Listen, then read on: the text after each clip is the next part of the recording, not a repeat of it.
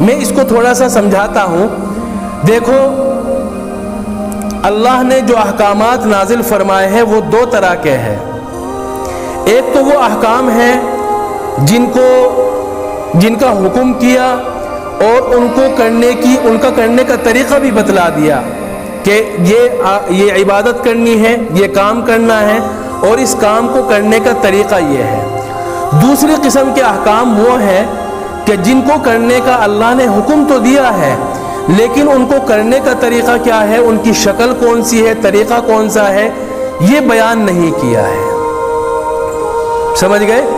جن کو دو قسم کے ہو گئے اللہ کے احکام، جن کے کرنے کا حکم دیا اور ان کو کرنے کا طریقہ بھی بتلا دیا. جیسے نماز، اللہ نے نماز پڑھنے کا حکم دیا لیکن ساتھ ساتھ نماز پڑھنے کا طریقہ اور اس کی شکل کیا ہوگی یہ بھی بتلا دی.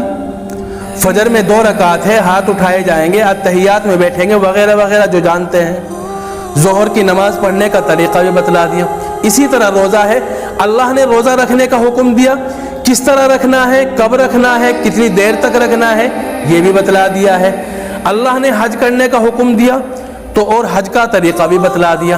تو ایک قسم تو احکام کی وہ ہے کہ جس کو کرنے کا اللہ نے حکم دیا اور ساتھ ساتھ ان کے کرنے کا طریقہ بھی بتلا دیا، شکل بھی بتلا دی. دوسری قسم کے احکام وہ ہے کہ جن کو کرنے کا حکم تو دیا ہے لیکن ان کی کوئی شکل نہیں بتلائی ہے. جیسے دعوت اور تبلیغ، اللہ نے یہ تو کہا کہ دین کی دعوت دو، دین کی تبلیغ کرو، لوگوں تک اللہ کا پیغام پہنچاؤ، لیکن اس کی شکل کیا ہوگی، اس کا کیا طریقہ ہوگا، وہ اللہ نے بیان نہیں کیا.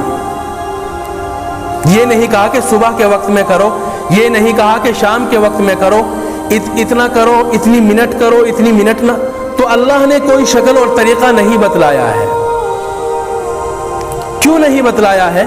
وجہ اس کی یہ ہے کہ اللہ تعالیٰ یہی چاہتے ہیں کہ تبلیغ ہونی چاہیے چاہے اس کی کوئی بھی شکل ہو،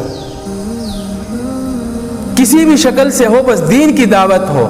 البتہ یہ تو بتلایا کہ لب و لہجہ اچھا ہو، ادعو الی سبیل ربک بالحکمہ والموعظۃ الحسنہ. لب و لہجہ اچھا ہونا چاہیے لیکن کیا ٹائم، اس کی کیا شکل ہونی چاہیے یہ نہیں بتلایا ہے. وجہ اس کی یہی ہے کیونکہ اللہ تعالیٰ یہی چاہتے ہیں کہ اس کی کوئی شکل متعین نہ کی جائے، کیونکہ اگر اس کی شکل متعین کر دی جائے گی تو یہ کام محدود ہو جائے گا، اور اگر اس کی شکل اور طریقہ متعین نہ کیا جائے تو یہ کام زیادہ سے زیادہ کیا جائے گا. یہ اللہ نے اسی لیے تو رکھا ہے اس کو. ورنہ اللہ اگر چاہتے تو تبلیغ کا طریقہ بھی نماز کی طرح متعین کر دیتے، روزے کی طرح متعین کر دیتے، حج کی طرح اس کا بھی طریقہ بتلا دیتے، لیکن نہیں بتلایا کیونکہ اللہ تعالیٰ یہی رکھنا چاہتے تھے کہ ہر جگہ پر، ہر شکل میں، ہر آدمی ہر موقع پر تبلیغ کرتا رہے. لہذا اگر ایک آدمی گھر میں بیٹھ کر لوگوں کو بات بتلا رہا ہے یہ بھی تبلیغ ہے. کوئی آدمی، کوئی امام ممبر پر بیٹھ کر مسجد میں جمعے کے دن بیان کر رہا ہے یہ بھی تبلیغ ہے، کیونکہ یہ بھی دین کی دعوت دے رہا ہے. امام یا کوئی بھی شخص مسجد میں یا گھر میں تعلیم دے رہا ہے، کسی کتاب کی تعلیم دے رہا ہے، لوگوں کو تعلیم دے رہا ہے تو یہ بھی دین کی دعوت ہے.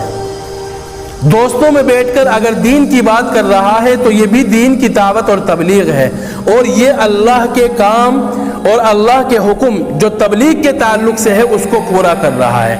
اب اس کو جو آدمی ممبر پر بیٹھ کر بیان کر رہا ہے یا مدرسے میں بیٹھ کر بچوں کو پڑھا رہا ہے، اس کو یہ نہیں کہہ سکتے کہ اس نے تبلیغ کا کام نہیں کیا. وہ بھی تبلیغ کا کام کر رہا ہے، اس نے دین کی ذمہ داری کو نبھایا ہے، اس کو یہ طعنہ نہیں دیا جا سکتا، بلکہ وہ اوروں کے مقابلے میں زیادہ اچھا کر رہا ہے.